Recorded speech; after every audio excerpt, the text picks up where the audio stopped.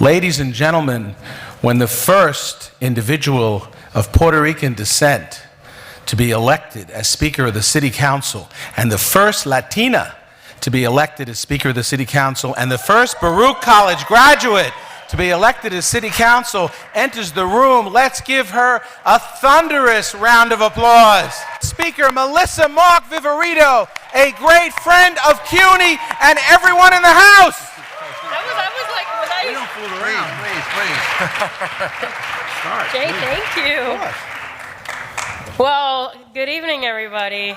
I was like, I just walk in and here you are. So I'm not even know if I'm ready, but no, it's great to be here. And I have to say that after 17 years, I can't believe this is the first time, right, that you're doing an awards ceremony. So it's really great. Definitely want to acknowledge CUNY as a system, Jay Hershenson, our Senior Vice Chancellor, who always is at every event that I seem to go to. I think I see Jay. But CUNY has been an incredible partner on so many different initiatives with the council.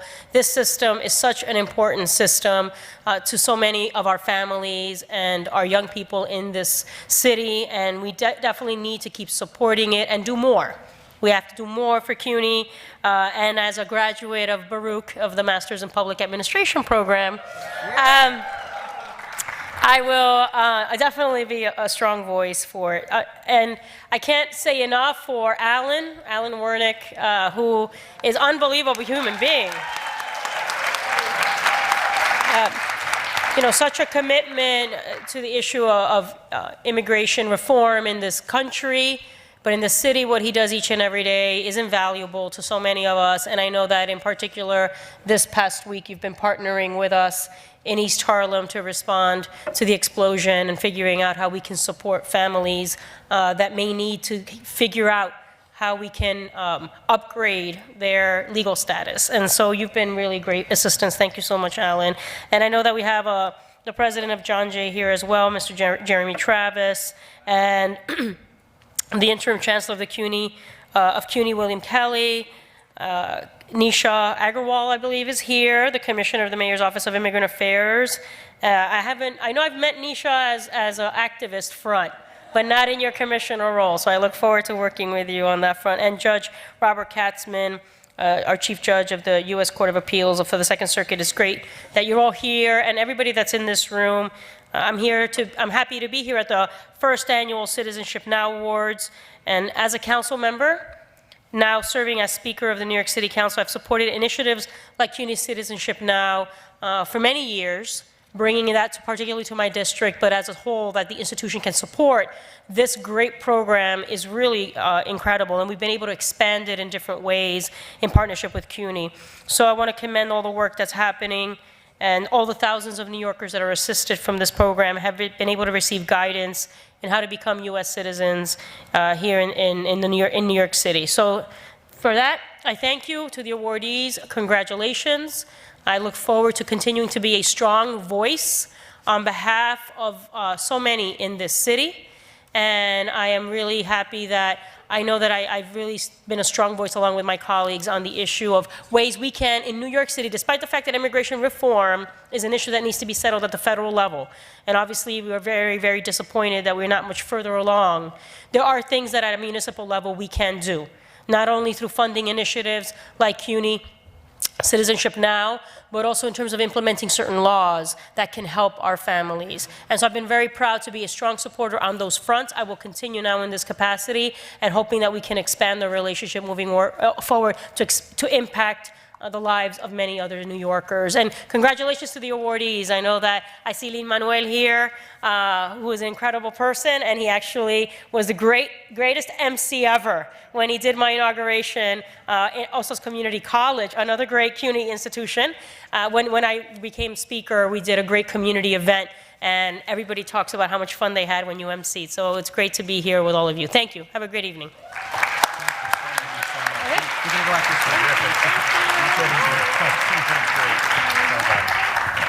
Speaker Melissa Mark Viverito, another round of applause. Thank you for being here tonight. What a great way to start the evening. Welcome to tonight's celebration of CUNY Citizenship Now, the nation's largest and most comprehensive university-based citizenship and immigration assistance program. And for those of you who don't know, I'm Alan Warnick, a director of CUNY Citizenship Now, and we've been in existence for 17 years. And with the help of hundreds of tireless volunteers, some of them who are amongst you and that you'll be meeting later, we have helped more than 230,000 New Yorkers along the path to U.S. citizenship. That includes more than 100,000 participants, 100,000 people that we have actually helped face-to-face at one of our centers or one of our community events, and more than 123,000 at our annual call-in where we partner with the New York Daily News. CUNY Citizenship Now is emblematic of the public mission of a great university that cares deeply about the well-being of its students, its families, and the community. We rely on our generous partners like you to allow us to bring citizenship services to an ever-expanding population. At CUNY, as our interim chancellor always reminds us, almost 270,000 students are seeking degrees, another 250,000 in adult and continuing education classes, and nearly 1/4 are immigrants. About half had a parent who was born outside the United States. And in New York City, we know that more than 37% of our fellow residents were born in another country, and that's the highest percentage in New York City in more than 100 years. So I would just say to anyone who doubts whether or not immigrants are making an important contribution to this country, they come to New York City, they'll see it with their eyes, they'll hear it, they'll smell it. How many people in this room are immigrants or have a parent or grandparent who is or was an immigrant? Raise your hands. Wow. It's amazing, huh? Welcome to New York City and welcome to America. By the way, I raised my hand because my father emigrated from Poland to America, and my maternal grandfather was from Poland too. And of course, I raised my hand. My father immigrated. My parents were both immigrants. My father immigrated from Poland as well. It's possible that we're family. Oh, brother. Over the course of the evening, you'll meet some extraordinary leaders who have enriched the cultural, educational, financial, and political lives of our city, state, and nation. They epitomize the goal of CUNY Citizenship Now, to embrace the talents and enthusiasm of immigrants who want to productively contribute to their country. You will get to see a short video. Isn't that the case, Alan? That's right. You're going to be able to see, that's right, you're going to see a short video. I didn't make it, but it's wonderful. And what the video shows you is that it shows you Citizenship Now in action with our volunteers. It shows our community outreach events. It shows our call-in at the New York Daily News. And I did get a chance to preview it, and even though I've been doing this for many, many years, it was totally inspiring. So I hope you enjoy it. But before we do that, I'd like to make a few acknowledgments. First, we want to acknowledge the presence of a number of CUNY trustees. Trustee Wellington Chen is in the house. Wellington is a native of Taiwan who lived in Singapore, Hong Kong, and Brazil before arriving in New York as an adolescent, and now leads the Chinatown Partnership. Muhammad Arshad is here, trustee and chair of the University Student Senate. Muhammad was born in Pakistan, and he's a master's degree candidate from the Public Service Management Program at City College's Colin L. Powell School for Civic and Global Leadership. And Rita DiMartino is in the house. Rita came to us all the way from Brooklyn. Everybody knows Rita because of her service in international, national, and local governments, as well as industry. Rita also introduced me to a deputy publisher at the New York Daily News a long time ago, the seeds of which grew into Citizenship Now. And we'll have more to say about our great friends at the Daily News as we move through the program. Let me acknowledge the presence of President Ricardo Fernandez of Lehman College. Thank you, Ricardo. President Felix Matos Rodriguez of Ostos Community College. Interim President Van Gieses of Queens College. Vice Chancellor for Student Affairs Frank Sanchez. Senior Vice Chancellor Rick Schaefer, Senior University Dean John Mugulescu, Ambassador and Consul General of Mexico here in New York, Sandra Fuentes. And can we ask everyone from the Consulate of Mexico to please stand and be acknowledged? We have such a wonderful relationship with all our friends from the Consulate. Thank you.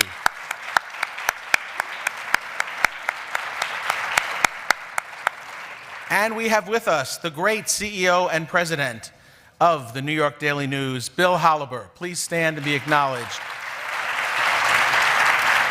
And similarly, let's ask all of our colleagues from the Daily News, which is a partnership that has been phenomenal, to please stand and be acknowledged. Thank you for being here tonight.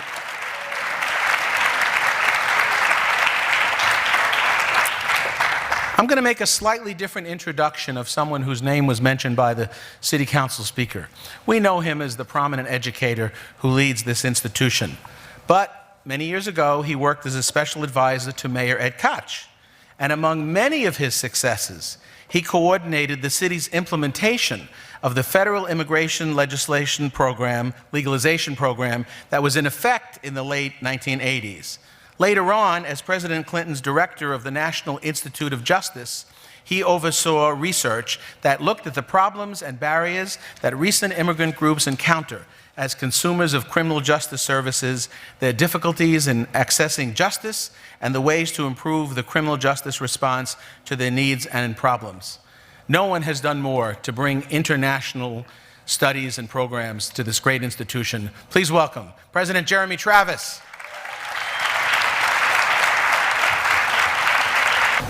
Good evening, everyone, and welcome to John Jay. So Jay told me he was going to do something a little different from the standard introduction tonight. Now I know that he had a trick up his sleeve. As you gather, Jay and I know each other for a long time, and those years that we worked together in the Koch administration when legalization was a national priority. Let's think about those years and compare them to the current day when it's hard for our elected officials to find their way clear to even enact the DREAM Act in Albany. We have our work cut out for us, and that's what brings us all here tonight. On behalf of John Jay College, I want to say how honored we all are to have been asked by the university to host this first ever public event to raise the profile and to raise funds for Citizenship Now. Here at CUNY, first in 17 years, we feel a special connection to this initiative here at John Jay. I want to welcome, of course, our trustees, my fellow presidents, our interim chancellor, our elected officials, commissioners, ambassadors, all to this institution. Just to say a couple words about the sense of connection that we feel to the topic at hand tonight. As you may have noticed when you came through John Jay, we have emblazoned everywhere two phrases. One is educating for justice. This is our motto. This is our soul. This is our reason for being. We believe that the 15,000 students who come here because they care about justice. All of us who are here care about justice. So we hope that you feel embraced by the justice mission at this institution. We also call ourselves fierce advocates for justice. So all of us who are here take this on as a personal reason for being, that we want to, in our way of finding meaning in life, to be advocates for justice. And this connects us to the Citizenship Now initiative that's now 17 years old, but also connects us in very important ways to the City University of New York, our parent institution, which believes, as you know, in the mission of educating the whole people, the children of the whole people of the city of New York. Nobody's excluded from that mission. Everybody, dreamers alike, are included in that mission. So that's why we're here tonight to celebrate the work of Citizenship Now. We have done work here at John Jay that Judge Katzman, who you'll meet in a moment, helped us to inaugurate with his lecture here on immigration and deportation issues. And we're very proud to say that we have one of the first Dreamers Clubs here founded by our students. So we hope that you feel at home here. We feel a close kinship connection to the work of Citizenship Now, and we're delighted that we've been chosen to be the host institution for this event. So I say welcome, and we're delighted to have you here. Thank you. Thank you, sir. Our next speaker is also known to us as a great educator, but I want to introduce him by indicating to everyone here that he is a long-time, forceful advocate for immigration reform, consistently, constantly urging the federal government to do the right thing and pass a comprehensive reform bill. Especially important to him as an educator is creating an expedited pathway to citizenship for undocumented young people and encouraging international students with advanced degrees in the sciences, technology, engineering, and mathematics to remain here in the United States after graduation. We need his voice. We thank him for his voice. Interim Chancellor Bill Kelly.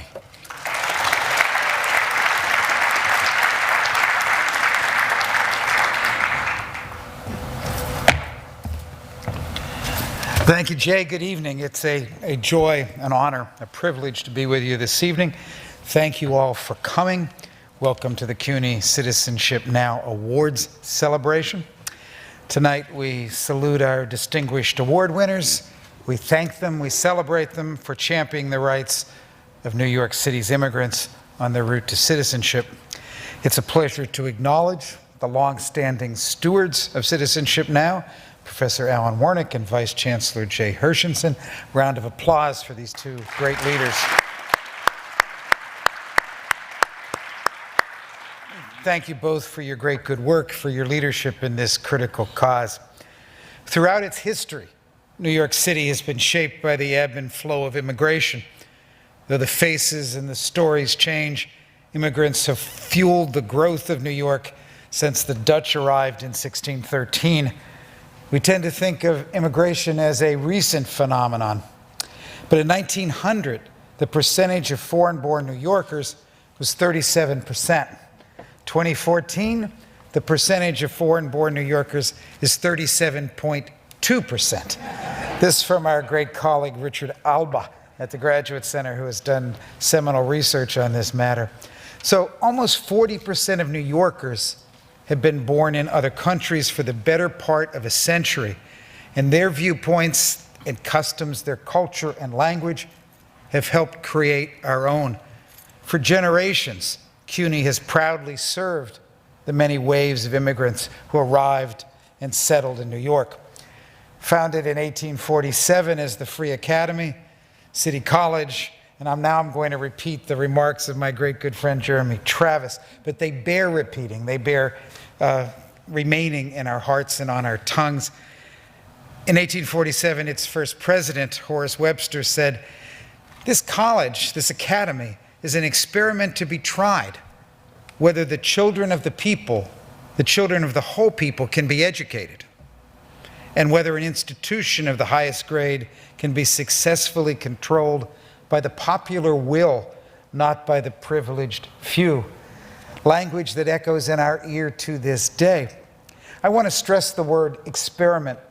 It would have resonated strongly with President Webster's contemporaries. First, in the context of the democratic experiment, the still contentious view that people can govern themselves, that a democracy can rise and create a just society. Second, in the aftershock of the revolution and of the expansion of franchise during the Jacksonian era, experiment also spoke to the notion of an experiment with diversity. Received wisdom in the first half of the 19th century, the last half of the 18th for that matter, believed that if self-government was possible, it would have to be among people who shared common interest, common heritage, a common purpose. The notion of a multicultural, multilingual society governing itself did not seem possible. That's the experiment that Webster was talking about in 1847, and his hypothesis was affirmed in the strongest of terms. Not only did the democratic experiment prevail, but so too the value of diversity, the way in which it strengthens rather than erodes social cohesion. Citizenship Now flows quite naturally from that vision. The diversity of CUNY's student body makes us unique among American, and indeed I would argue among global universities.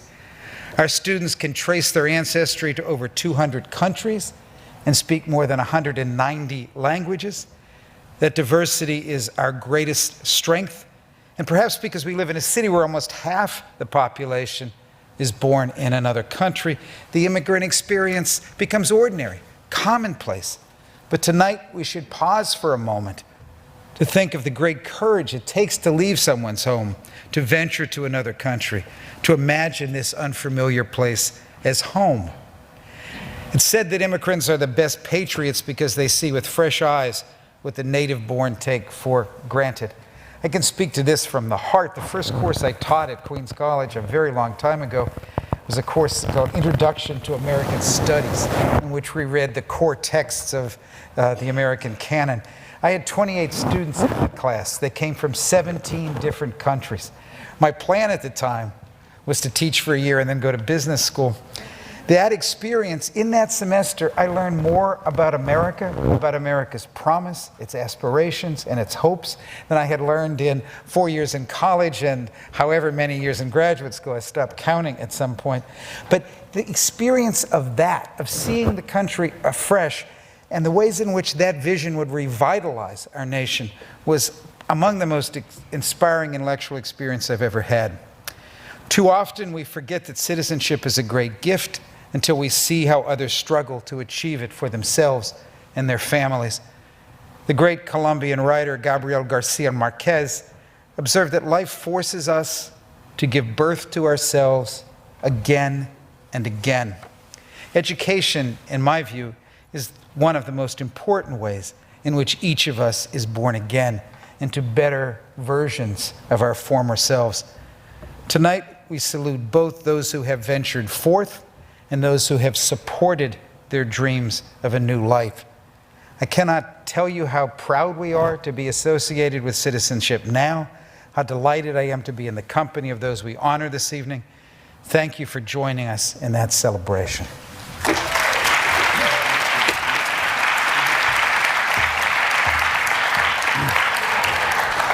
Thank you, Chancellor Kelly. Our next speaker is a distinguished attorney, scholar, and our new commissioner for the Mayor's Office of Immigrant Affairs. At CUNY Citizenship Now, we look forward to supporting the commissioner when the New York City Council votes to grant IDs to all New Yorkers, including those who are undocumented. We look forward to working with the commissioner when the New York State Legislature passes the DREAM Act and allows undocumented students to receive the same opportunities to New York State financial aid as other students. We have had a long history of partnership, and you'll hear more about that later, with her predecessors, but we welcome her. She has a deep experience fighting for immigrant communities in New York City. She helped design and implement the innovative Immigrant Justice Corps and served as Deputy Director of the Center for Popular Democracy. We at Citizenship Now feel that we are very fortunate to have a person as committed and experienced as an advocate who will be joining us in New York government's leading advocate for immigrants' rights. We look forward to working with her in the struggles ahead. So please give a warm welcome to Nisha Agarwal, our new commissioner.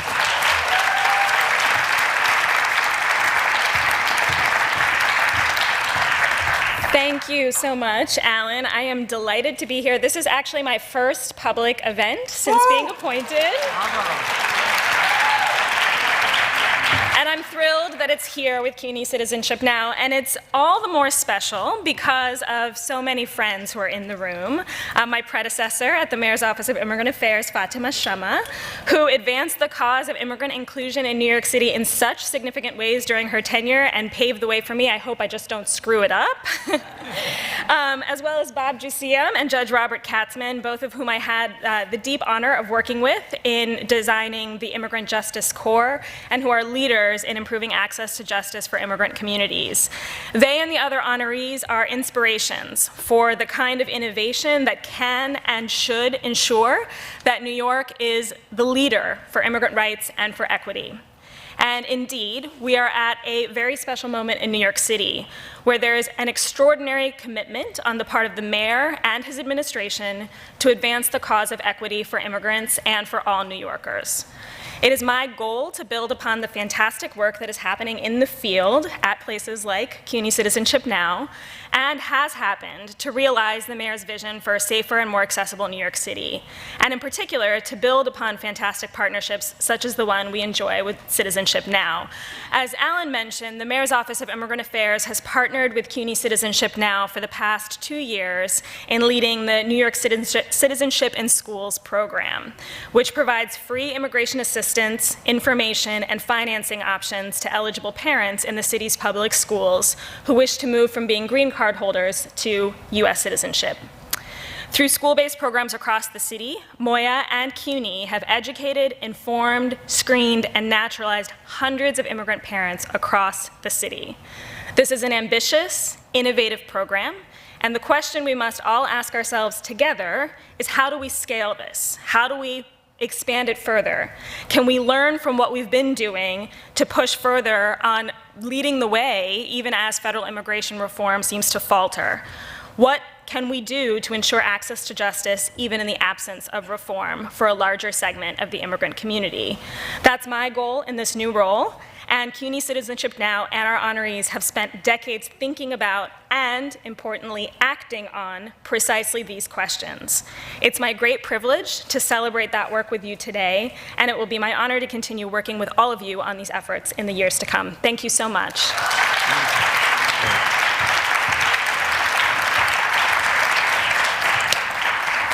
Welcome home, Commissioner. Now, through the magic of Emmy Award-winning CUNY TV, he pauses so we can get this set up right. The great crew, led by Bob Isaacson, who the director, and produced by Nikki Miller, created a very special video. Let the video roll. She, of course, is the daughter of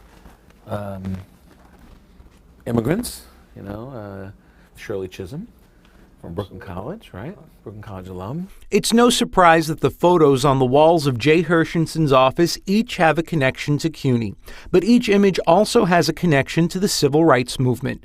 During his own college years, Hershenson was passionate about voter registration at CUNY's Queens College.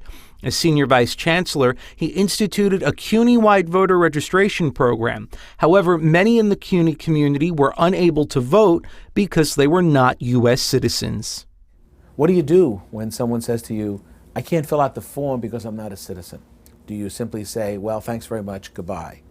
Or could you possibly say, there might be a way to help you? We talked about this sense of frustration and decided that we had to come up with a way to not only register students to vote, but also to make sure that they would get some access to help with respect to their immigration status. In order to get the program off the ground, Hershenson needed to find someone to handle day-to-day operations. That person was Alan Wernick.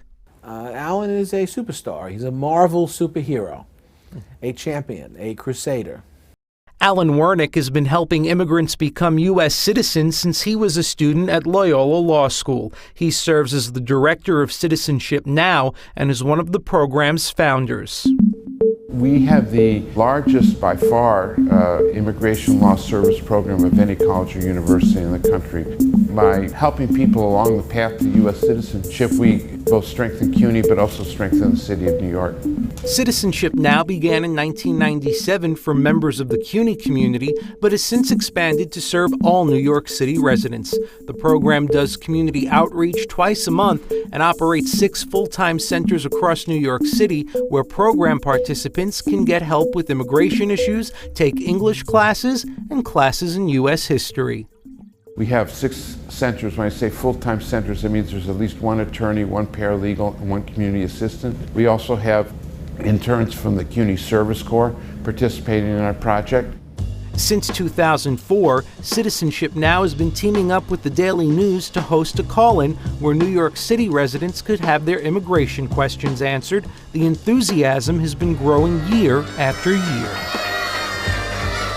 There was a lot of question in the beginning, I think, about whether people would call in, and the very first day, so many people called in that the Daily News phone system broke down.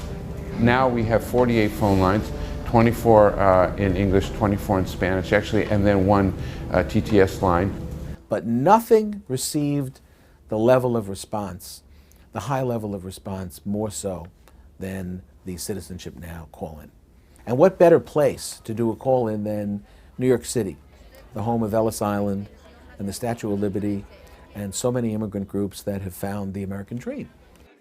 The immigrant community needs to be protected, and they need to know how to get citizenship and how to avoid, from my perspective as the DA, how to avoid people taking advantage of them, promising them, we'll get you a green card or we'll get you documentation if you pay us money, and then it's not delivered. So I applaud CUNY for its outreach to let the immigrant population know how to get documentation, how to get on the road to citizenship.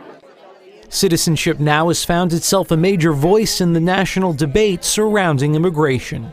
You want to see New York and our future, just look at all those people there. Every different background, every different probably borough and community and neighborhood. And I really want to salute both City University and the Daily News for taking such strong leadership on this issue. I am certain that more than a few of the 100,000 people that City University and the Daily News have helped, their kids will be on the list of the Forbes 400. Their kids will win Nobel and Pulitzer Prizes. Their kids will be great humanitarians and great leaders and great political leaders as well. More than 97,000 New Yorkers navigating the complex road to citizenship have benefited from the work they are doing here today. I want to thank CUNY and the Daily News for launching this effort and providing such leadership and vision for our city about what it takes to make a difference in this community. The heroes, without question, are the volunteers. They were the ones who provided 9 to 7 p.m. Hours. Sometimes people would call up and ask to speak directly to one of the volunteers because they related to that particular person. Can I talk to Edna? Then we had to go find Edna. Citizenship Now counts 2,000 volunteers among its ranks, venturing out into communities across the 5 boroughs. We saw them at Hostos Community College in the Bronx, helping a number of permanent residents become U.S. citizens. This is our signature activity, which is a mass application assistance program where we utilize volunteers, staff attorneys. So when they leave here, they should be able to go to the post office, include their check or their fee waiver application, and send it in. They're ready to go. Wernick also writes a column twice weekly for the Daily News. He says it provides a crucial platform for his work with Citizenship Now, reminding hopeful immigrants that there's free help on the road to becoming a U.S. citizen. Any person who qualifies to become a permanent resident can come to Citizenship Now, and we will find a way to help them become a U.S. citizen.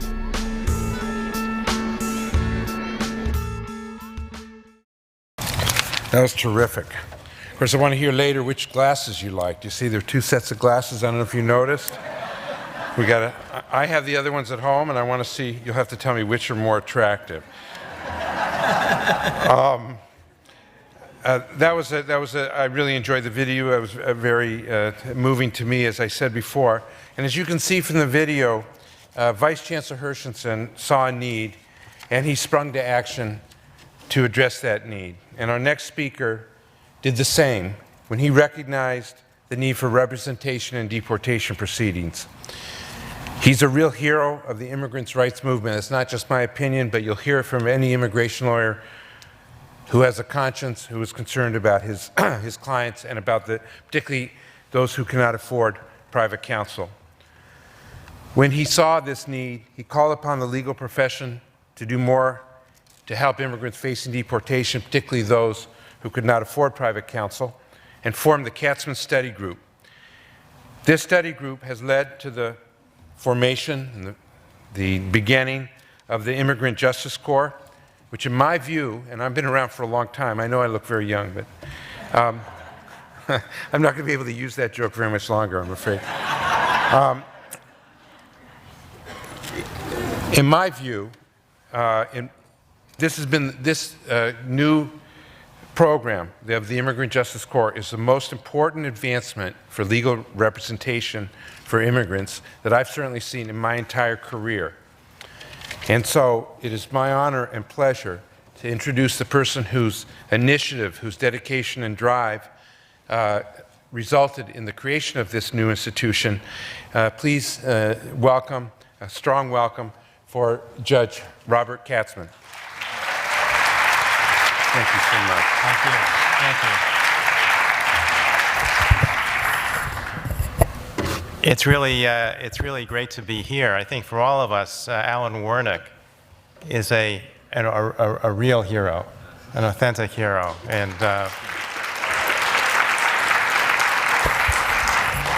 Vice Chancellor Hershenson, whose inspiration has fueled this enterprise. We're so grateful for all that you've done. And I think it's very fitting that we're here at John Jay College under the distinguished leadership of Jeremy Travis, where access to justice and education fuse. And it is such a fitting venue for us here. I have the delightful honor today of introducing Bob Juseum, or at least talking a bit about Bob Juseum. I have known Bob Juseum for some 7 years. We've worked very closely together on immigrant representation matters. I've called him the Pied Piper of pro bono immigrant representation for his tireless, unceasing efforts on behalf of the immigrant poor, for his leadership in the legal profession to come to the aid of those in need. But I'm getting ahead of myself. Long before I met him, Bob Juseum was legendary as an unstoppable force of nature, who for more than 4.5 decades has been the very definition of what a lawyer's life in service of justice should be. I know he has the distinction tonight of being honored as Advocate for the Year. As far as I'm concerned, he's Advocate for the Century. A graduate of Columbia College and Columbia Law School, a law clerk to a federal judge of the Southern District of New York, Bob's career has been spent at Fried, Frank, Harris, Shriver, and Jacobson, where he's had a diverse practice. He's been a firm leader. He's chaired the litigation department in the Washington, D.C. office. In the course of his career, he has been involved in numerous pro bono civic and nonprofit organizations. Indeed, I think that we could replicate this kind of tribute to Bob across a whole host of areas of pro bono work. He chaired the New York Civil Liberties Union's Mental Health Legal Project. He's been a director of the New York City Bar Equal Justice Center, Street Law, Appleseed Foundation, the New York County Lawyers Association, the Washington Lawyers Committee for Civil and Urban Affairs. His pro bono career has included heading the firm's representation of the City of New York in more than 90 tort cases undertaken during the city's fiscal crisis. His work has been recognized often with many honors and awards, too numerous to mention. But it is his representation, his commitment to immigrant representation, which I highlight now, has been long-standing and remarkable. In the 1980s, he was the leader in developing what is still the ABA's single largest pro bono effort ever undertaken, an effort to recruit lawyers for some 2,000 Haitians detained by the United States government at Guantanamo and other remote locations. His activities to facilitate legal representation for immigrants over the past 3 decades has continued unabated and manifested itself in such positions as president of the American Immigration Lawyers Association, as leader of the ABA Commission on Immigration, as a leading proponent in a variety of bar associations of measures on behalf of immigrants. That brings me to my own cherished association with Bob. When I was thinking about how best to promote the improved representation of immigrants in the Second Circuit, I had a conversation with my good friend Jed Rakoff, who recommended that I speak to his former Fried Frank partner, Bob Juseum. Around the same time, I happened to be speaking to another partner of Bob's, who Jeremy Travis will well remember, my friend Martin Ginsburg, who said of Bob, a very smart guy.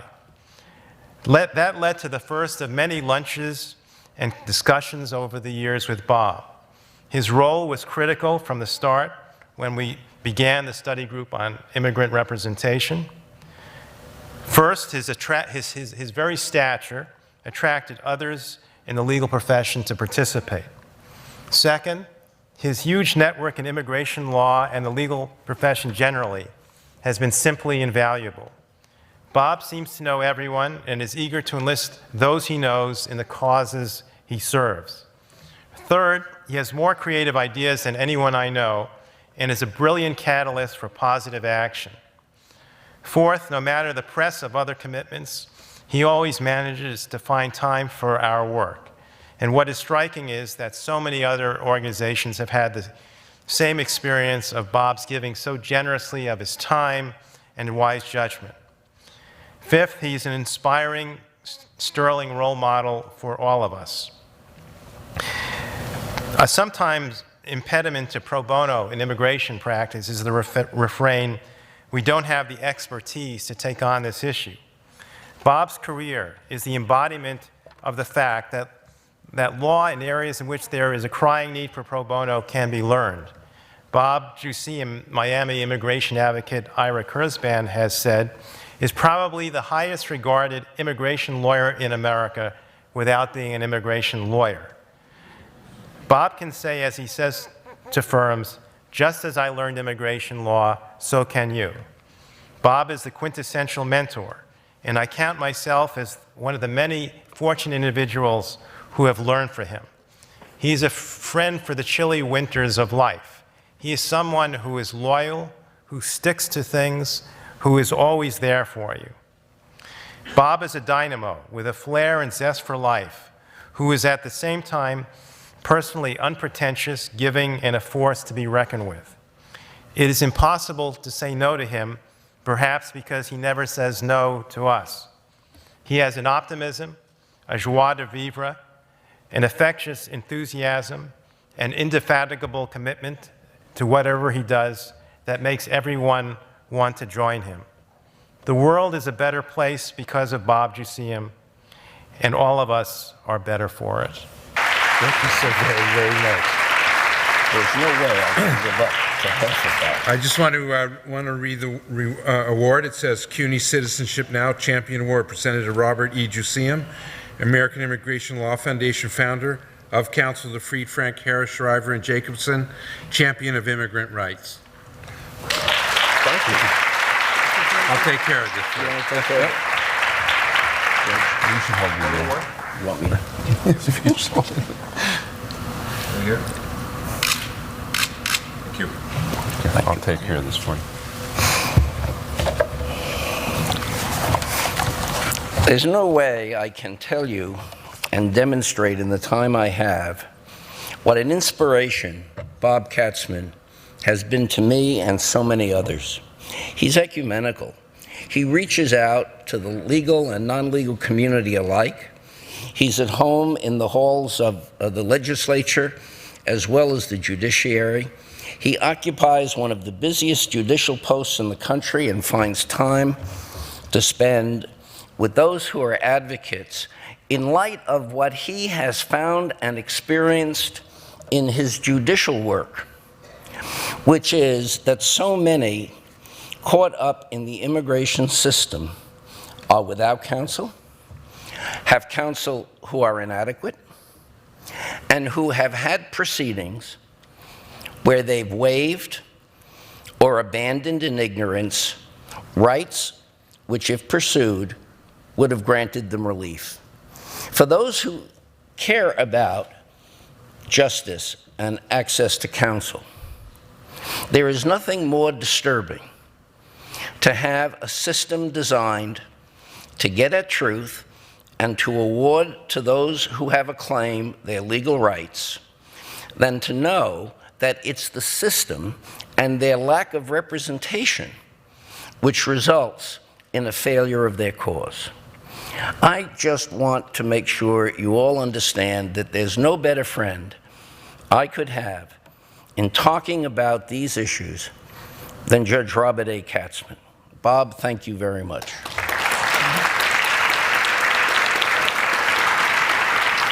We celebrate tonight CUNY's 17th anniversary. I don't know what there is about 17th, but it's time that CUNY got on the map in a broader way. There was a unique vision, and you saw it, that Jay Hershenson had. In his quiet way, widely experienced in seeing the need, and in picking Alan Wernick. Alan, you know, people forget, Alan Wernick got a pro bono award from the New York City Bar Association eons ago. And I remember Alan said to me, can I really go there? He thought of the city bar as that white shoe place that immigration lawyers don't pass through. And I encouraged him to go on the immigration committee. And he actually not only succeeded in getting to be chair, but he became recognized for the work he did. And for all those years, Alan, the evolution you've brought to this program, thank you, from just one of the members of the public who've admired what you've done.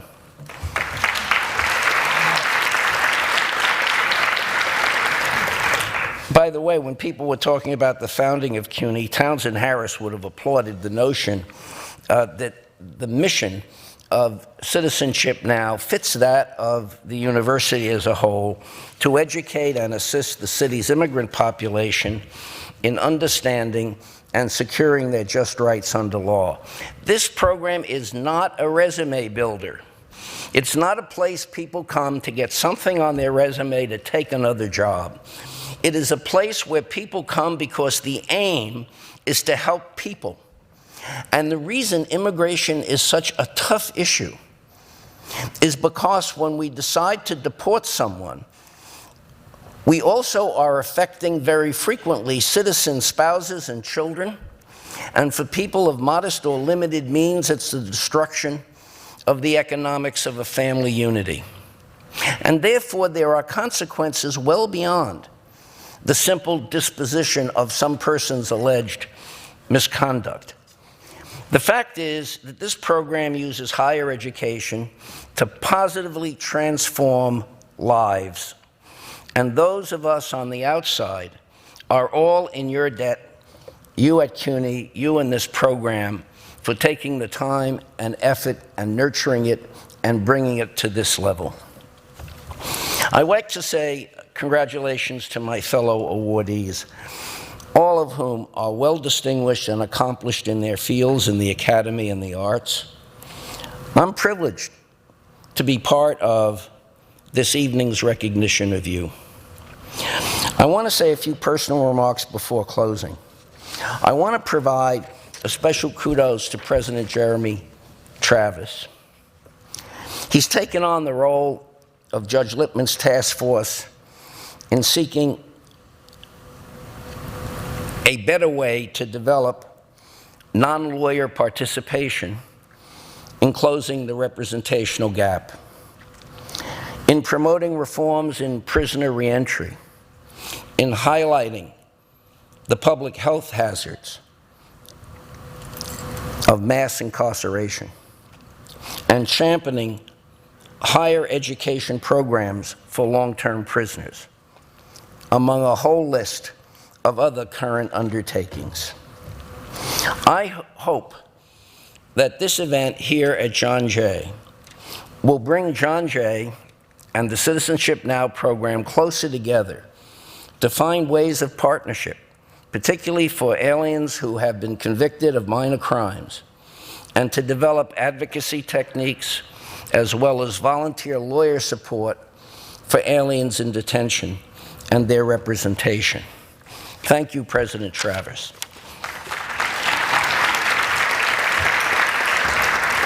Some 12 years ago, the Daily News and this program found a beginning. I think it has brought to the public, both through the print as well as the online edition of the Daily News, and the efforts of Mort Zuckerman and his Daily News staff, a voice and exposure for this program. And in doing so, this is a model of a unique and treasured partnership between the city and CUNY and the Daily News that does not exist in a single other city in this country. And I don't understand how after 12 years, Los Angeles and Chicago and Miami and Dallas and other places with immigrant populations and mass circulation media have not found a way to affect that marriage. And Alan and Jay know that I am hopeful that we will be able to take this experience and bring it to other places in the hopes of reaching out for increased volunteer participation and general public education. There is work, in other words, to be done in having others follow our lead. Let me share some thank yous. I am permanently indebted to my law firm, Fried, Frank, Harris, Shriver, and Jacobson, who through decades of practice have encouraged and supported my pro bono efforts. I'm not different than any other lawyer.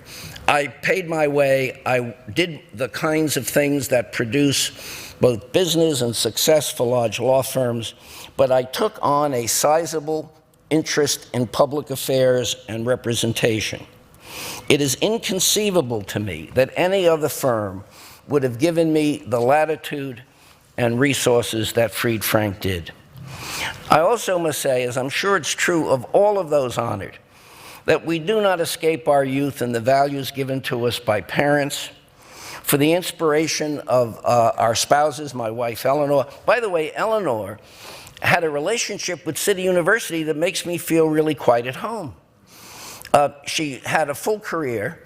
At some point, chaired the Department of Behavioral and Social Sciences at Hostos, and at the end of her career was here at John Jay as the executive director of the John Jay Foundation, where for 4 years, at a time it did not have its super board that it now has, or funding, she developed a program for higher education at Bedford Hills. And actually, there are about 9 degrees that were awarded by CUNY. And to this day, she responds to prisoner inquiries for access to lawyers and assistance with the media in having their cases considered and heard. So that the relationships kind of are in circles for me. I want to thank as well those who've shaped and molded my thinking. I can't tell you the number of teachers of elementary and high school that one way or another got me where I am today, thinking about fairness, due process, and equal protection. And all of those people come together in my mind as I stand before you and say that whatever credit comes from doing what I did is really theirs, not mine. And finally, by way of thank you, I want to thank CUNY and Citizenship Now for this award, and for the dedicated staff, including Judith Weiss and University Dean Charlie Flynn, who structured the program and awards this evening. In closing, let me make a more serious point. I am disquieted about our times and what it means for delivering broad opportunities to the immigrant community. Our politics are polarized. There are shrinking public and philanthropic resources with no end in sight. There's an astounding and growing litany of unmet representational needs for citizens and immigrants countrywide alike. No amount of excuses should let any of us, lawyers, general public, be complacent when the unrepresented cannot access the courts or face case outcomes that are unjust, or get relief that's so delayed that, in effect, it is no relief at all. The unrepresented poor in the judicial system, aliens or not, in New York, are well in excess over 2 million a year. At least 2 million in 2008 and 2009 were in legal proceedings with pro se, with no representation. There, they're disadvantaged by the process, and when there's a lawyer on the other side, these folks are overwhelmed. Rights are missed or waived or not pursued, and whatever judges do to try to affect the balance is not sufficient to deal with the overwhelming problem. Decisional errors are made, people give up, case outcomes and people's lives are directly and adversely affected by that reality. What do you do with that when you're a lawyer who cares, or you think about our society? What do you do if you're not a lawyer? Do you think about it when it is not part of your everyday life? Are we bound and think as a priority that due process, fairness, and equal protection is something more than just words over the Supreme Court building or in a document? The short answer is that we don't do enough, any of us. And we don't do enough because the gap between need and the available resources is so wide that if every lawyer in America took on 10 times the pro bono caseload they now have, we would make a small, almost negligible impact on the unrepresented. What will we do in New York if there's immigration reform and 700,000 families all of a sudden have 1 year to figure out whether they qualify or don't, and then how do they do it for whatever relief may be available? Who's going to service them? Lawyers in the pro bono community alone cannot do it. Citizenship Now has shown that by dealing with non-lawyer assistance, by getting media attention, by looking to governmental units to find a way for government to fund coordination of services and public education, the amount of leverage that can be obtained is substantial. And it is my hope that all units of our city, including governmental units, allocate resources, as Chicago has done, to assist our population to understand the options and achieve compliance. We can at CUNY cajole and promote such an effort. Citizenship Now can lead the way. That is the point of tonight for me, and why I and so many others are prepared to dedicate our capacities and efforts to make it happen. Thank you all very much. Thank you, Bob. You're a true champion of immigrant rights. Let's give him another round of applause. What a career. I saw in the audience a little earlier, if I can see through the lights, someone we will always call Mr. Education. Former City Council member Bob Jackson is in the house. Thank you, Bob, for being here. And Luis Miranda, a great friend of many decades, a miracle worker, a real Mr. New York. He's on the John Jay Foundation. In addition to everything he does in the world of media, in the world of helping the community. Luis, stand up and please take a bow. A great friend. Our next honoree is an international star. He has won Tony Awards for Best Musical, Best Original Score, Music and Lyrics for In the Heights. Come on, we've all seen it. I actually saw it with my wife, Rebecca Seawright. It was a Hunter College delegation led by Lorraine Cortez Vasquez. And we took over the entire theater. It was an amazing night. I should also mention his nomination for a Pulitzer Prize for drama. And of course, he is a graduate of Hunter College High School of the City University of New York. That's without question. In 2015, he is scheduled to debut a new musical at the Public Theater based on the life of founding father and Caribbean immigrant Alexander Hamilton. And of course, story of Aaron Burr. So we have a special treat for you tonight. Imagine that you are at the White House. You're sitting with the president and Mrs. Obama. Let's roll the videotape. My God. I'm thrilled the White House called me tonight because I'm actually working on a hip hop album. It's a concept album about the life of someone I think embodies hip hop, Treasury Secretary Alexander Hamilton. You laugh, but it's true. He was born a penniless orphan in St. Croix of illegitimate birth, became George Washington's right-hand man, became Treasury Secretary, caught beef with every other founding father, and all on the strength of his writing. I think he embodies the word's ability to make a difference. So I'm going to be doing the first song from that tonight. I'm accompanied by Tony and Grammy-winning music director Alex Lacamoire.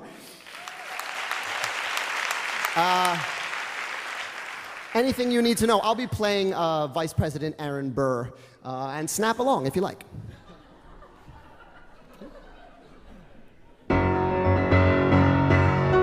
How does a bastard orphan son of a whore and a Scotsman dropped in the middle of a forgotten spot in the Caribbean by providence, impoverished in squalor, grow up to be a hero and a scholar? The $10 founding father without a father got a lot farther by working a lot harder, by being a lot smarter, by being a self-starter. By 14, they had placed him in charge of a trade and charter, and every day while slaves were being slaughtered or carted away across the waves, our Hamilton kept his guard up. Inside he was longing for something to be a part of. The brother was ready to beg, steal, borrow, or barter.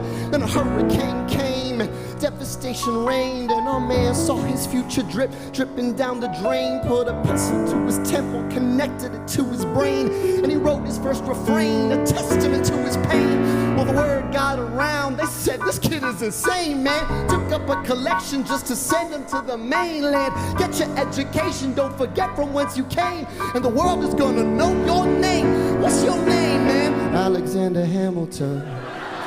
His name is Alexander Hamilton, and there's a million things he hasn't done, but just you wait, just you wait.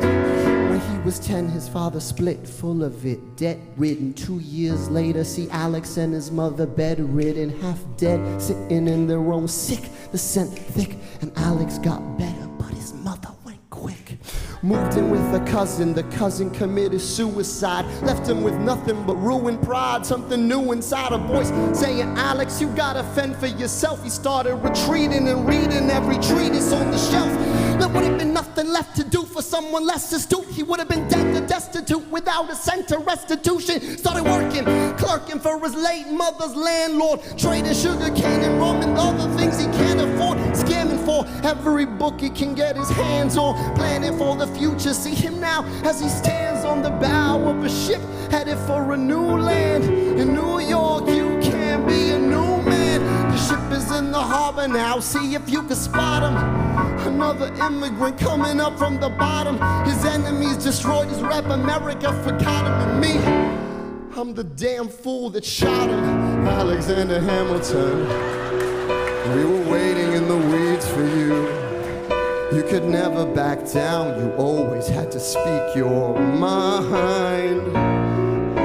But Alexander Hamilton, we could never take your deeds from you. In our cowardice and our shame, we will try to destroy your name. But the world will never be the same, Alexander. Yeah, I'm the damn genius that shot him.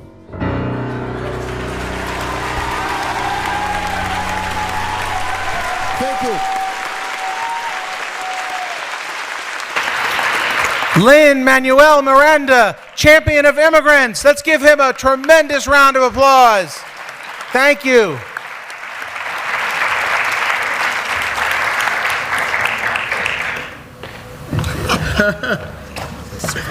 Yes. Thank you. Mi gente, hello. Wow.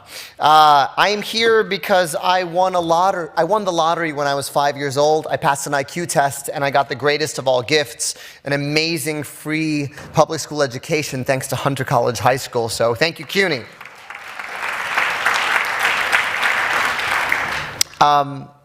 I'm thrilled to be here. I read the accomplishments of my fellow honorees and I wonder, what am I doing here?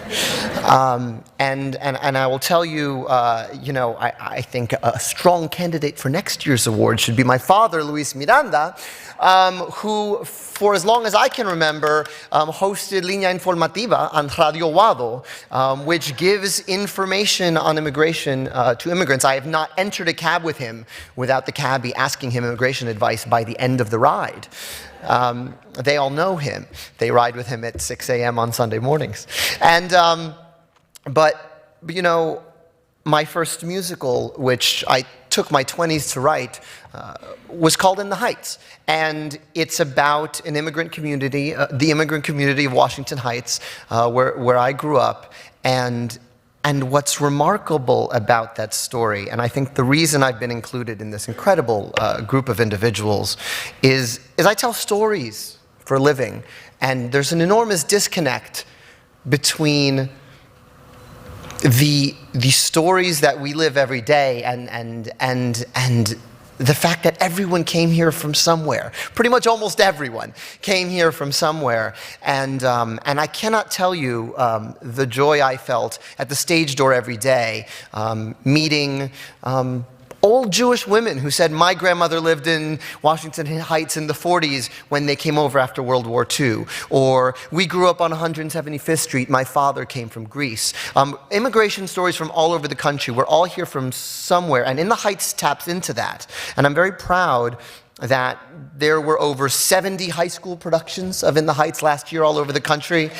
Right now, I promise you, there's a little white kid in Iowa waving a Mexican flag, and there's a parent who's probably an opponent of immigration watching their kid sing about the struggles they faced coming to this country from Cuba and the Dominican Republic and Puerto Rico. And it's a reminder that the immigrant story is an American story. It's fundamentally the story at our core of who we are.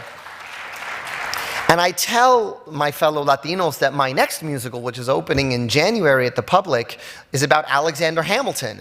And they go, el gringo muerto en el billete de 10. The dead white guy on the $10 bill.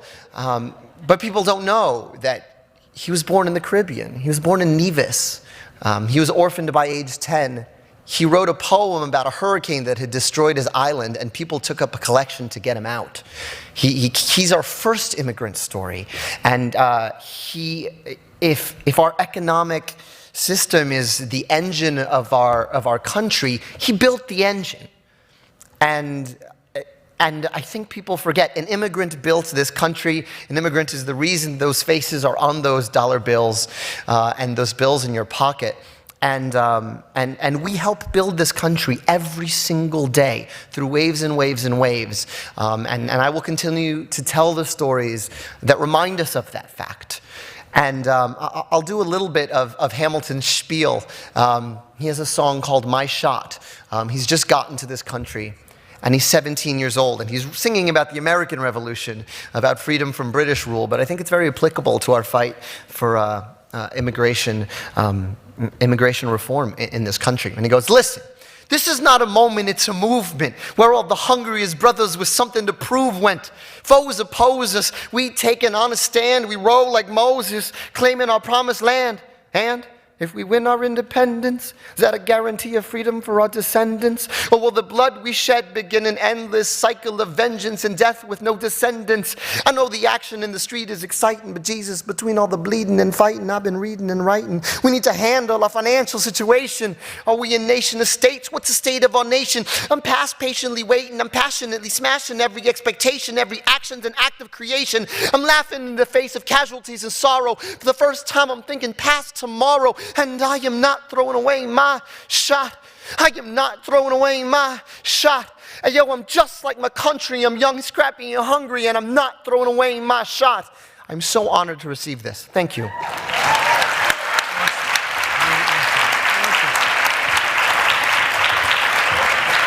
Awesome. Lin-Manuel Miranda.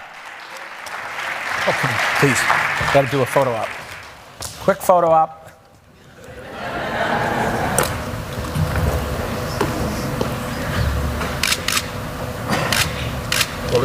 My turn. Thank you, thank you. One more round of applause. What a great performer. What an immigrant storyteller. Wow.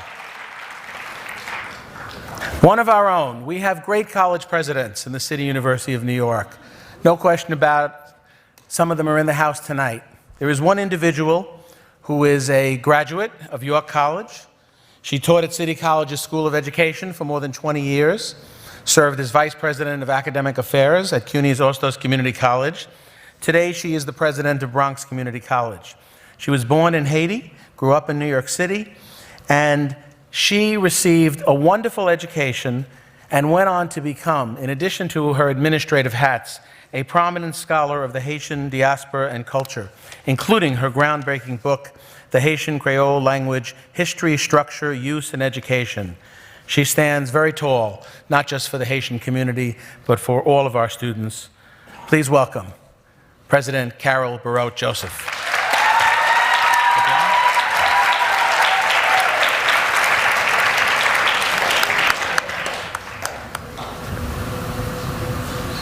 And a champion of immigrants.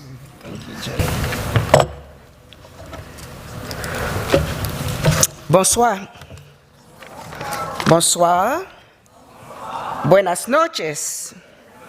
Good evening, everyone. Thank you so much for those kind words, Jay. I'm really honored to receive this award. The work that the CUNY Citizenship Now has been undertaking for the past 17 years has made a difference, as we've heard, for thousands who've come to the United States for a better life, and has helped them in the process of contributing to the economy and diversity of our city, our state, and our nation. An immigrant myself, I've been an advocate for those who most need our assistance. In addition to helping create numerous Haitian community-based organizations, I collaborated early on with CUNY's own El Centro, the Puerto Rican Studies Institute, and played a major role in the establishment of the Dominican Studies Institute. Currently, I am working with CUNY Chancellor's Task Force on Haiti and the Planning Committee to establish a Haitian Studies Institute. We'd like to develop a similar organization to serve the academic and research needs of the Haitian community. These institutions are another way that CUNY contributes to the needs of immigrant communities while educating the city, the state, and the country at large. Many CUNY students are from immigrant families or are immigrants themselves. And this is why I am so proud, as president of Bronx Community College, to be among one of only 12 colleges nationwide that has partnered with a new organization, the Dream US, that provides scholarships to students who came to the United States as young children, who were educated here, but because of their status, do not have access to financial aid. I am very proud to introduce two of our dreamers who are here tonight. I'd like to introduce you to Yubelkis Matias and Kersey Martinez. Please stand to be recognized. In addition, the past president of our SGA was herself an immigrant from Jamaica, currently attending City College, and also received help directly from Professor Alan Wernick regarding her own immigration status, and that is Tricia Warren. Tricia, if you're in the house, please stand. So, those who know me know that I am a student-centered president, and so it is really important that these students share with me in this honor tonight.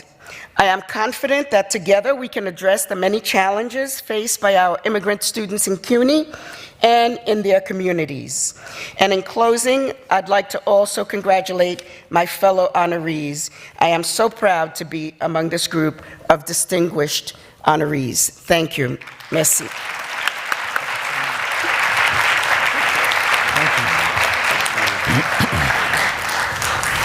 Mort Zuckerman, the owner and publisher of the New York Daily News and U.S. News and World Report, was born in Canada, the son of the owners of a tobacco and candy store in Montreal. After graduating from McGill University with bachelor's and law degrees, he earned an MBA at the Wharton School at the University of Pennsylvania and another law degree at Harvard Law School.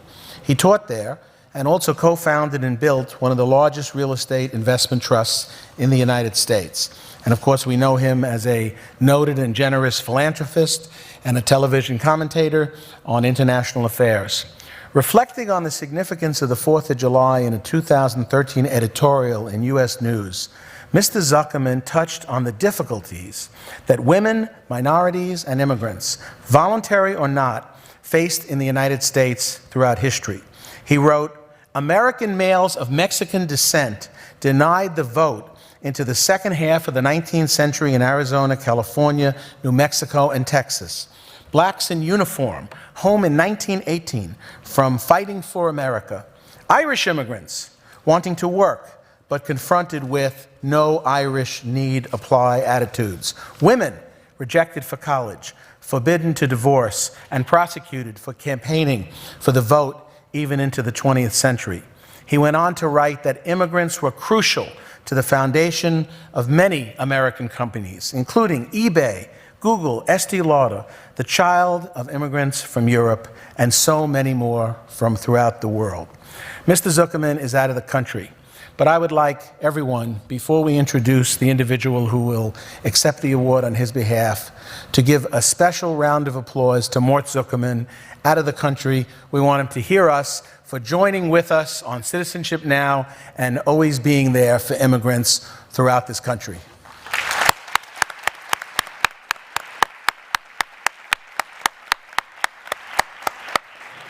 And now we're very fortunate because the president and CEO of the Daily News is with us here tonight. He's worked with us very closely, so supportively. He's been there every step of the way, and he will accept the award on Mr. Zuckerman's behalf. Please give a big round of applause to Bill Holiber.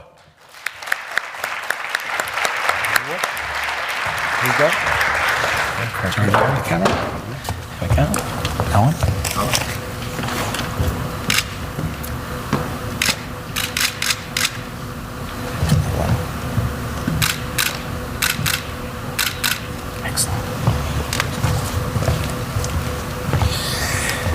If you noticed any resemblance between Jay, Alan, and I, my grandparents too immigrated from Poland, so maybe we were all related here. On behalf of Mort Zuckerman, I wanted to thank CUNY and Citizenship Now for this very special honor, and also to be in the company of other such great honorees. You know, when I met Jay 3.5 years ago, I didn't know what I was getting myself into, but this has been a wonderful experience for me, and also for as we expand this relationship with CUNY, and of course Alan, who's so dedicated to this field, and the wonderful columns he writes twice a week. I know he's always arguing for more space, and we'll continue to try to do that and give that to him. But the dedication that they have to helping immigrant New Yorkers is extraordinary. And without their effort, thousands of people seeking immigration services would be lost and forgotten. And we're very honored at the Daily News for the past 12 years, it'll be 12 years, to be part of this and be able to contribute and help as much as we possibly can. Mort, as Jay reflected on, is just too an immigrant. His grandparents immigrated from Russia to Canada, and at a very young age, as a teenager, his father died when he was 17, and it was a really extraordinary moment in his life. So what did he do? He hopped on a train and went to Boston, and he graduated McGill, I think he was 19, and kept on going to school. And I like to say, I joked to him that he really was an immigrant until he left Boston and came to New York. But he was fascinated by cities, and he is fascinated by cities, especially in the United States. The urban diversity of its people, its culture, and opportunity was a magnet for him really from a very early age. And you know, urban planning was what he really got into. And everything is centered around people when he builds his buildings, and he thinks about where he's going to do these extraordinary sort of architectural efforts. And it's all about the people. And he loves, I sometimes in front of his own building where he works, on 52nd and Lexington. He'll sit there. That's where the 6 train is, right by the City Corps building. And he loves to sit there and just watch the people go in and out of the subway that's right underneath his building. And he just loves it so much. And just like all immigrants, what drew him to want to come to the United States was opportunity. And being a son of a tobacco merchant, he had a lot of drive to excel and improve his life and satisfy his curiosity and to find a career and a passion that really meant something to him. And he really never takes anything for granted. And still to this day, it's impossible for me to keep up with him, how hard he works. And it's really pretty an amazing individual. And as Jay alluded to in the column he wrote last year, he really frequently speaks out about how immigrants make this country so unique, how they are a lifeblood of our economy, and really the entrepreneurs that have helped build our nation. He truly understands how they can stimulate the economy, stimulate the job market, and they're really force multipliers. And if anybody that knows Mort, he views the world from an economic point of view. He looks at things from a financial sort of view, and he sees how people can impact the economy, and he is very concerned about what's going on, about the opportunity being lost right now because of the challenges with immigration in the United States. If there's one thing that he might say that is most important to his success and would be getting a good education. For him, it was and still is the pathway to success and how knowledge makes the world so interesting to him. Still to this day, he gets a thrill when he writes his columns or appears on the news talk shows, not by the recognition it gives him, but by the research he did on the subject he was writing and talking about. And it gives him a thrill every week when he runs through it with me as he's rehearsing before he goes on the McLaughlin show on Friday. CUNY is a higher education university like no other in the world. It has been and will continue to be the best university for advancing immigrant families in New York City. And on behalf of Mort, and thank you very much, Jay and Alan and CUNY, I want to thank you very much for this wonderful honor on behalf of Mort Zuckerman. So, thank you. Okay? Thank you, President Bill Holliber. Our final honoree is someone that I have not seen receive any other award for at least 20 hours.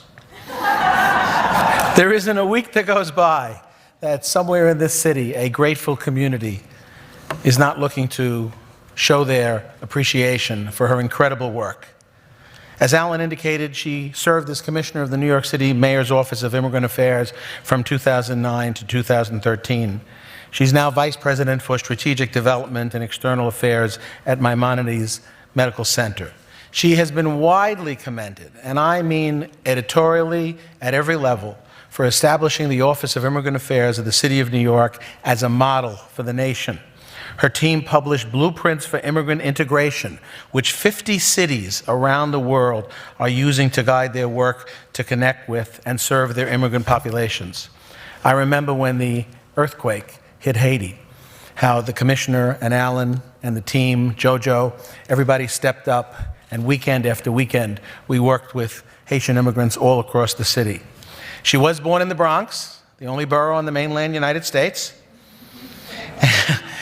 And her father was Palestinian, her mother Brazilian. And she did something very special. You're going to soon see her in CUNY's communications campaign to help all New Yorkers get to know our successful master's graduates.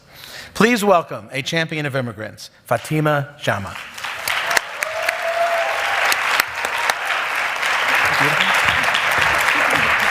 Isn't that great? Yes, it's great. Thank you. Hello, friends.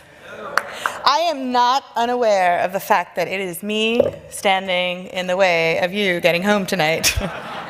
So let me just say, I am going to make this short and very, very kind and sweet. But let me begin by saying thank you to my friends at CUNY for recognizing me among such an amazing cadre of colleagues and passionate leaders who obviously have changed, who've changed, quite honestly, the reality that we get to work in every day, and so thank you for that. CUNY is very much a part of my life. I am a graduate of the master's program at Baruch. I am in partners with CUNY in many, many ways, and now I'm an adjunct professor for CUNY, so it is a part of me and will always be. My children tell their friends at school, Mommy's a professor at CUNY. I think we're going to get some students out of that, I think. I don't know.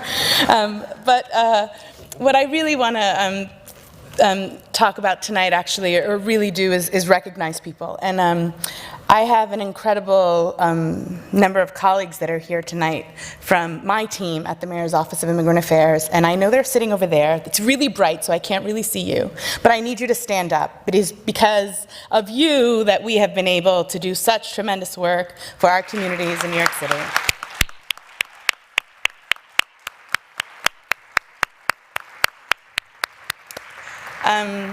The NY Citizenship in Schools initiative was something that we started. I did education for the administration for Mayor Bloomberg, who I am incredibly, incredibly honored to have worked for, and incredibly thankful to for his support, for his voice for immigration reform, for his support for our immigrant communities, for giving me the opportunity to work for our communities, to work for people like my own family.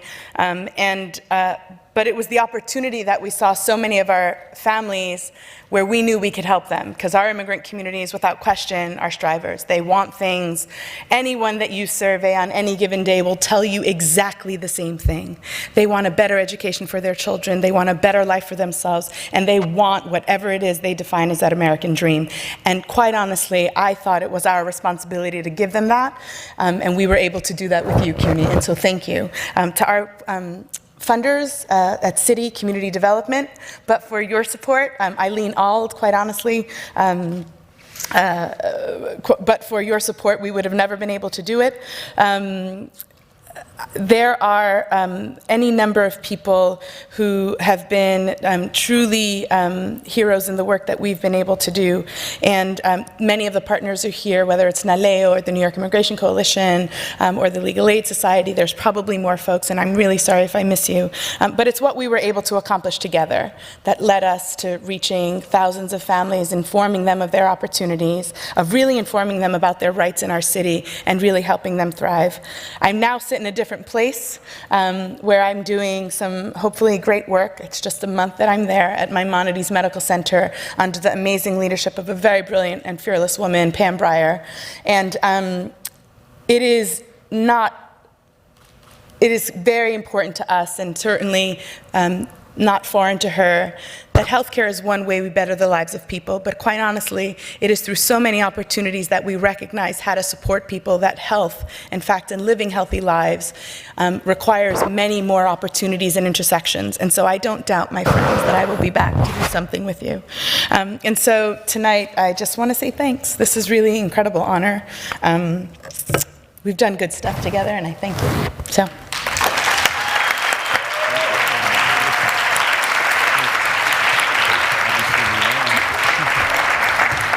Let me acknowledge the presence of the Dean of the CUNY Graduate School of Journalism. Sarah Bartlett is here tonight.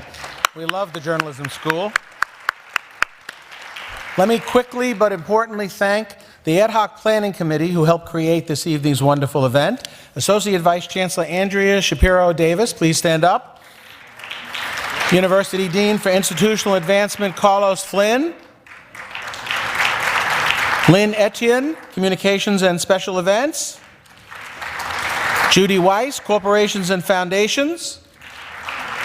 From the CUNY Citizenship Now office, why don't you say it, Alan? Monique Francis, Finance and Personnel Manager. Kim Gashi, our Special Events Coordinator. And we got special help from Heather Zeman, Events Manager from the CUNY School of Professional Studies. From the Office of University Relations, CUNY TV Director Bob Isaacson and the great CUNY TV crew. Terrific video. Pat Gray, Director of Corporate Relations and Special Events. Neil Rosenfeld, writer and producer. And Richard Shinehouse, Director, University Design Center. Let's give the staff, the great staff of CUNY, a big round of applause. They brought us here tonight. Thank you. All right, ladies and gentlemen, we're almost done here. As the last thing I want to say is we're ending our evening. First, I want to thank you all for coming. I think it's been terrific, don't you think?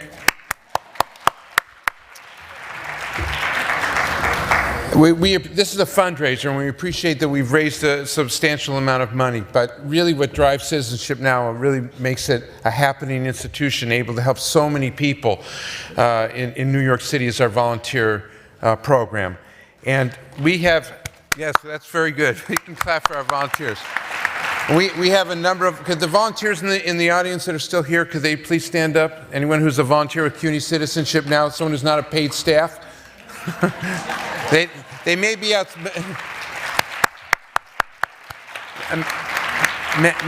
Many of them have located outside already, and the reason they've located outside is that we want you to speak to them, give them your business card, ask them for information.